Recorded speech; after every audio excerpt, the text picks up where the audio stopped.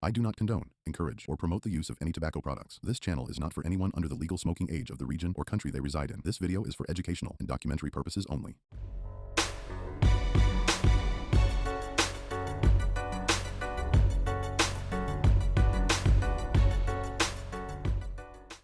Welcome back to Hotbox Cigars.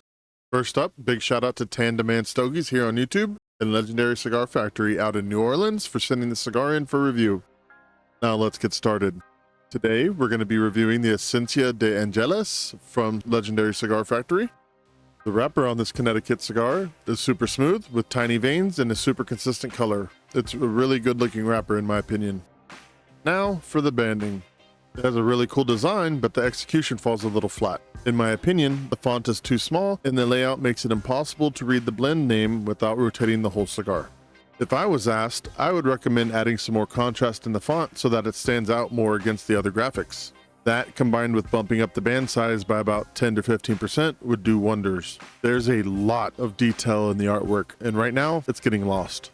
In my opinion, if you're going to go with such a detailed band, I think you should go nice and large with the band, so you can really show off the hard work and the gorgeous design. That's all my thoughts on the banding. Now for the smoking experience. The cold draw has a slight tobacco sweetness along with a distinct cream note combined with some nuttiness. There's not much else, but that's typical for a cold draw. The airflow in the draw has some slight restriction, but it's in a happy medium, especially for a firmly packed cigar like this one. Now for a quick caveat before we get into the smoke. I'm still really new to smoking Connecticut cigars. I've mainly smoked Maduros for most of the 20 years that I've been in the hobby, and only recently have I started exploring Connecticut's and enjoying them because for me they were always too bitter. But it turns out that I was just smoking them too hard and too fast. I've since learned to slow down, take softer puffs, and now I'm loving the experience. But I do feel as though my palate isn't fully developed to pick up on all the subtle nuances that Connecticut cigars offer. I just wanted to be transparent with you all about that up front. At first light up, the cigar put out a very pleasant and sweet aroma. Kind of caught me by surprise, to be honest. I normally don't make comments about a cigar's aroma, but this one really stuck out to me. Now, the first puffs on this stogie hit me with a sweet tobacco, cream, lightly roasted coffee, baking spice, hay, and cedar, along with a touch of florality bringing up the rear.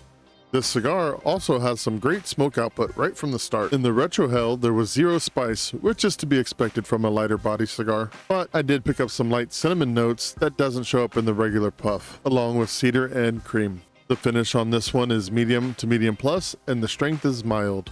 As the cigar continued to burn, the coffee note deepened into more of a dark roasted coffee as opposed to the light roast that I got on the initial light up. And now a bread crust type flavor note has joined the mix. Beyond that though, the experience has remained pretty linear. The flavor profile is still super solid. The retrohale has remained the same to this point. And to be completely honest, from roughly the halfway point on, the flavor profile remained so consistent that I did not detect any noticeable changes through to the end of the cigar.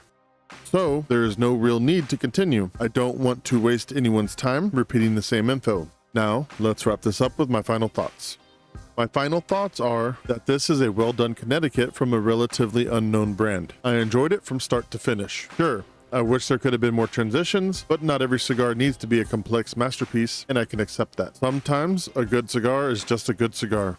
And this one completely fits in that category. This cigar could easily be a daily driver, early morning, or first cigar of the day.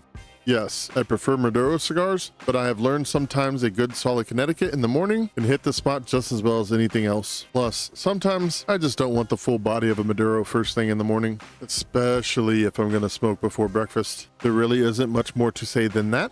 Again, I want to say thank you to the brother Tan Demand Stogies and Legendary Cigar Factory for sending these over to me. And if you haven't already, please go check out Tan Demand Stogies' content here on YouTube. He is an amazing dude and puts out some fun and interesting content. He is currently working overtime to hit that 1,000 subscriber mark, and once he does, man does he have some amazing giveaways that he will be doing to celebrate. The best part is, it's not too late to get in on each of those giveaways. Yes, I said giveaways. He has 5 amazing giveaways that he'll be doing once he hits that 1,000 subscriber goal. So hurry over and check out his content to find out how to join in for those. You will be amazed when you see what he'll be giving away. Now for real this time, that's all I have to say. So if you like this review, hit the like, share, and subscribe buttons. Don't forget to hit that notification bell to stay tuned for more of my no fluff reviews. This has been Hotbox Cigars. Thank you for sticking around with me. Peace.